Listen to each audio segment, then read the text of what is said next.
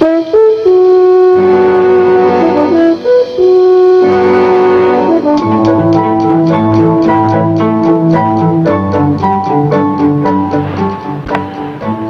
in 1956, I wrote and recorded something we called The Strangest Secret. Without advertising or fanfare of any kind, it outsold all other non-musical, non-entertainment type recordings. It's been heard by millions and millions of people throughout the free world, and in the process created a brand new industry. Learning through listening. On one of these solid-state cassette tape players. This player has revolutionized the learning process. Now people listen in their automobiles while driving to and from work and on sales calls, time that was formerly wasted, on their commuter train with the little earpiece, in the bathroom while shaving in the morning, at the dinner table with the children gathered around the table and the whole family together for a change. This has made a tremendous difference in the business of learning. But getting back to The Strangest Secret, what makes a bestseller? What was there about that recording that caused millions of people to want to hear it over and over again and let their children hear it and play it for their employees and their sales forces? Well, I'm making a talk here today in which I'll cover the highlights and philosophy of The Strangest Secret, and I'd like to invite you to join us, and I hope you find it of some value.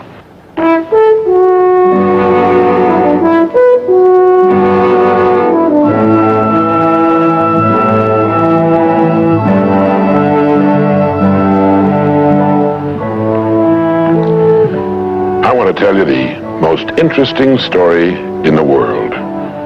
Why a person becomes the person he becomes. Why a little boy or a little girl grows up to be the kind of person he or she becomes. Now, the estimates by the experts in this field are that most of us are using somewhere around 5% of our real potential.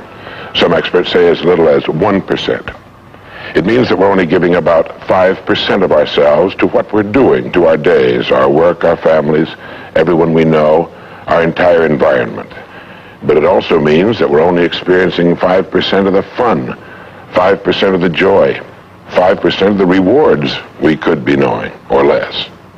All the experts are agreed that in each of us, there are deep reservoirs of ability, even genius, that we habitually fail to use.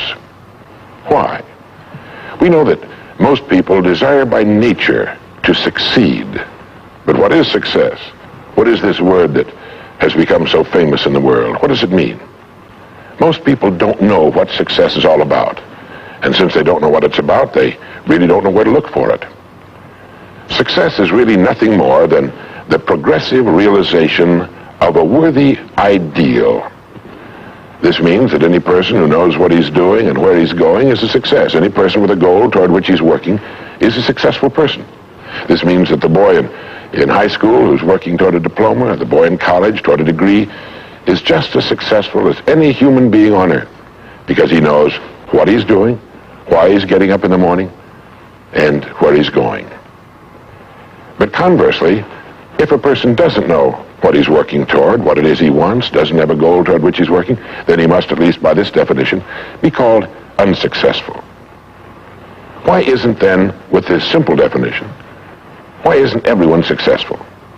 Should be easy. Yet surveys indicate that 19 out of 20, 95% at least, are not. In fact, a survey one time asked thousands of working men why they got up in the morning and went to work, and 19 out of 20 didn't know. 19 out of 20 working people didn't have the foggiest notion of why they got up in the morning and went to work. Under closer questioning, they said, well, everybody works. Well, that would be a good reason to quit. In fact, here's a little rule of thumb you might want to remember. Whatever the great majority is doing under any given circumstance, if you do exactly the opposite, you'll probably never make another mistake as long as you live. Just something to keep in the back of your mind. The problem with most people is that they're playing the world's most unrewarding game. And the name of the game is follow the follower. There's a story about a small town in which there was a jewelry store, and like all jewelry stores, or most jewelry stores at least, he had a big clock in his window. And every morning for years he'd noticed a working man stop adjust his pocket watch to the same time as the clock in the window. He'd been doing this for many years, and one morning the jeweler was out in front sweeping a sidewalk, and so he asked the man, he said, "Tell me, why do you adjust your watch to my big clock every morning? I've noticed you're doing that for years." The man said, "Well, I'm the foreman down at the big plant." He said, "I want to make sure my watch is correct because I blow the quitting whistle every night at 5 o'clock. The jeweler looked at him rather strangely for a minute, and he said, well, that's funny." He said, "I've been setting that big clock in the window by that quitting whistle all these years." A very logical thing, but they could have been off 6 months. It was a case of a person just going along with what he thought to be correct without checking his references. So I want to suggest that from now on out, at least we do that we check our references and ask ourselves, are the people I'm following going where I want to go? Let me tell you the story of what we might call the average young man in our society. Now, from the time this boy is born, there's only one thing on earth he can do, and that's to begin to think, act, and talk like the people by whom he's surrounded. This is all in the world he can do. But right off the bat, the odds are 95 to 5 that he's thinking, acting, and talking like the wrong group. They're wonderful people. They love him. They'd do anything in the world for him. They want him to succeed. But the odds are 95 to 5 they haven't got the answers he needs if he's to reach fulfillment as a human being, if he's to reach this success that he wants, if he's to reach into these deep reservoirs of ability and genius we know he possesses and draw it out. Well, he starts in school. The most important thing to a little boy in school is to be liked by the other little boys in school. And so at this tender age, he begins to follow other little boys his same age who don't know any more than he knows and who do not necessarily have any capacity for leadership. And he does this in the first grade, and the second, and the third, and the fourth, and the fifth, and the sixth, and the seventh, and the eighth, and year after year after year, he forms himself into a composite average of other little boys his age, trying to be like them, trying to do the only thing in the world that's impossible for a human being to do, which is to be like somebody else. Now, let's say he goes all the way through school, usually goes in the military service. Again, he's caught in a vice-like grip of conformity. Now, let's say he's 25 years old, out of school, out of service. What's he going to do? As a rule, he'll go back to his hometown, unless he's married, in which case he'll go to his wife's hometown. But let's say he goes back to his own hometown. He's single. He doesn't know quite what to do. He's standing on a corner one morning, and a friend that he knew in school comes up and says, "Hi there, Charlie, what are you doing?" He says, "Nothing." He said, "Why don't you come down and work where I work? It's a pretty good place. The pay's regular. We got all kinds of fringe benefits and so on." And so he does. The odds are about, again, 95 to 5 that his first job is taken as a result of random application. On the job, without thinking about it, the most natural thing in the world for him to do is to look around and see how the other guys are doing their job and to begin doing his the same way, assuming that what is normal for them is normal for him. No reason for this. He doesn't think about it. He just does it.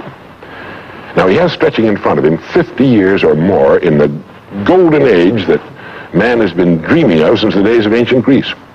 What's he going to do with these 50 golden years? We know that he works 40 hours a week as a rule.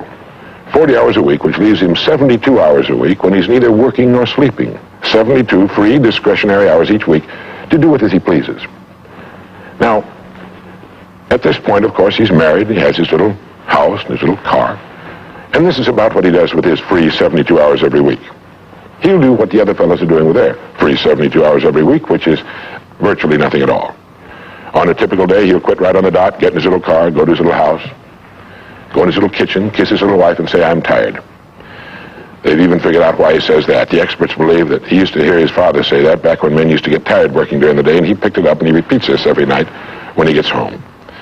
He bolts his little meal and then heads for the living room where he turns on his escape box. Click. Takes 15 or 20 seconds for the screen to light up, a period of time he finds interminable, but he gets through it somehow. Maybe kicks the dog or thumbs through a magazine or something. But then the screen lights up and he does too a little bit, and there in front of him he sees people in all kinds of funny old-time costumes all killing each other at a great rate. One expert has agreed that the average family can see more death and bloodshed and carnage on his television set in a week than Crassus saw when he crucified 6,000 prisoners on the southern road to Rome. But you know how those experts are. He could certainly be off one or two. But he sits there for about 5.5 or 6 hours. 25% of all free time now is spent in front of the tube, according to the latest statistics. Now, there's nothing wrong with this particularly, except that he's watching other people who are earning excellent incomes in the pursuit of their careers while he doesn't make a nickel and gets the only two things you can get from watching TV on that kind of a schedule. He gets red eyes and a hollow head. Now, this is not meant to be an indictment of television. I've got a couple of television sets at home, too. I have a couple of cars at home, too, but I don't go home at night and drive around the block for 6 hours. But he sits there for 6.5 hours until finally his wife, who's a little more practical than he is, taps him on the shoulder and she said, "Charlie, I think it's about time you went to bed. You've got to get up in the morning and go to work." And he's okay, and he shuts it off. He knows how to do that. He just shuts it off and goes to bed. Next morning he gets up and he does this all over again. He does this every day for 40 years. At the end of 40 years, he's retired, which always kind of catches him by surprise. No one's ever figured that one out either. And then he dies at 85 or 90, the way medical science is moving us along, out of sheer boredom. Well, what's the problem? Is there a tragedy here? Not really, if that's the way Charlie wants to spend his life, our mythical, hypothetical young man. If he wants to spend his life that way, that's his business. He lives in a free society, he can do anything with it he wants. But there's a terrible tragedy here if he's living that way because of the total lack of a decision. If he's living that way simply because he's still doing what he was doing in the first and second grade, and that's going along with the fellas up and down the block on the unspoken assumption that they know how to live, then there's a real tragedy there. Because they've never known how to live. Not in all the recorded history of mankind. He never finds out who he is. He never reaches into the deep depths of his abilities, his talents. He never learns that he can have just about anything he wants in the world, that he can call his own shots, tell his own fortune. And it's kind of a pity. Well, what's needed? Well, what's needed, I think, is a checklist. The first thing that he ought to have on his checklist, in my opinion, is the word a goal. A man without a goal is like a ship without a rudder. He doesn't know where he's going. He then belongs to that 95% that are just living day by day, month after month, like a starfish or an amoeba. He needs to know where he's going. Back in the early days of navigation, sailors used to see a strange sight in the Antarctic. They'd see a giant iceberg towering high out of the sea, and it would be moving against the wind. The wind would be blowing this way. The great iceberg would be moving right into the teeth of the wind. And this, of course, frightened the sailors whose ships were powered by the wind, until it was discovered that, of course, only a fraction of the great berg was visible, and that its huge, ponderous roots were caught in the great currents of the ocean. And it was being borne purposely along its way, regardless of the winds and the tides on the surface. Well, this is what a man needs. He needs his roots deep in a great main stream of his own choosing, and then he'll move along his way, regardless of the winds on the surface of his life or short-term expediency, and he'll get to where he's going. The second word on our checklist might be the word attitude. It's been called the most important word in any language in the world, because it's our attitude toward our world, toward all the people in it, that will determine the world's attitude and all the people's attitude toward us. It's a simple thing. Most of us know it, but we tend to forget it. People will react to us according to our attitude. And our attitude is the greatest gift we can be given. You know, the little creatures of the world were given a wonderful gift by Mother Nature called protective coloring, in which they can blend into their background without being seen. But man was not given this great gift, because man was given an incalculably greater one. Only man has the godlike power to make his surroundings change to fit him, because his environment will change as he changes. A man's environment is a merciless mirror of him as a human being. And if he thinks his environment can stand a little improvement, all he has to do is improve, and his environment will improve to reflect the changing man. Third would be the word think. To think. The highest function of which a human being is capable.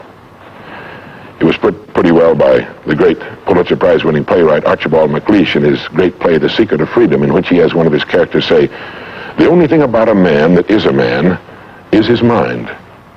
Everything else you can find in a pig or a horse." It's true. And so if we're going to develop something, this is a good place to start. To think deliberately and with a purpose. To spend a little time each day before a blank sheet of paper with our goal perhaps written at the top, and come up with some fresh, new, and exciting ideas. The next point on our checklist you might call the law of laws. That's what Emerson called it, this great old law of cause and effect. That our rewards in life will always be in exact proportion to our contribution, to our service. We all know this, really. We tell our children in Sunday school that as ye sow, so shall ye reap, but we forget that that's true. If a man is unhappy with his rewards All in the world he's got to do is find ways of increasing his contribution, his service. It's like the story of the preacher who was driving down a country road, and all of a sudden he came to the most magnificent farm he'd ever seen in his life. It was beautiful. And so he saw the farmer approaching the road on his tractor, and so he hailed him, and he said, "My good man," he said, "God has certainly blessed you with a magnificent farm." And the farmer thought for a moment, and he said, "Yes, you're right, he certainly has. But you should have seen this place when he had it all to himself." And the preacher had his sermon for the next Sunday. He realized that all the farmers up and down that road had been given the same land, but one man had made something great out of it. Well, all of us are given the same land. We're given a human life, and each of us can make something great out of it too if we want to. The next point might be simply the word truth. Since everything we do has an equal and opposite reaction, unless what we're doing is based on truth, we're building on sand, and it can't stand. The next point would be R&D, research and development. None of us would want to work for a company or invest our money in a company that didn't have a very viable research and development department. That is, pumping a good percentage of its profits back into research and development because its future depends on it. But so does a man's. And you might ask yourself, how much of your own take-home pay have you spent during the past year for materials calculated to make you smarter this year than you were a year before? Calculated to make you a little better, a little bigger as a human being, to perhaps love a little more and hate a little less and do a little better job than you did a year ago. How much money are you pumping back into yourself and your future? It's worth thinking about.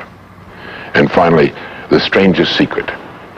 At the beginning, I said, what makes a child grow up into the human being he becomes? Well, this is the reason for that. Of course, he's the confluence of a genetic pool that goes back for thousands and thousands of years. His environment has an influence on him, of course. But what makes him become the person he becomes is that he becomes what he thinks about most of the time. It's as simple as that. We become what we think about most of the time. And that's the strangest secret. This is why thinking is so vital. This is why a goal is so important. Because we will become that. This is why people who set goals achieve them. The trouble with men is not in achieving their goals. They do that. It's in establishing them. We must love them. We must help them. We must serve them, because our whole success will depend on our ability to do these things. But never lose our own individuality and our identity by permitting ourselves to become submerged in what has historically proved itself to be little more than a suffocating sea of indirection and purposelessness. If we want to emulate someone, fine, but let's be choosy in whose steps we follow. It's the only life we've got. And remember to think. Imagination is everything, and we can become what we can imagine. If you find yourself getting depressed and down at the mouth, as we all get once in a while, you might want to remember this quotation by Dean Briggs. He said, "Do your work. Not just your work and no more, but a little more for the lavishing's sake. That little more which is worth all the rest. And if you suffer as you must, and if you doubt as you must, do your work. Put your heart into it, and the sky will clear. And then out of your very doubt and suffering will be born the supreme joy of life." Believe it or not, in an age when we've come to nearly deify leisure time, we've almost lost sight of the fact that virtually all our satisfactions, rewards will come not from our leisure, but from our work. And don't forget the strangest secret. We become what we think about.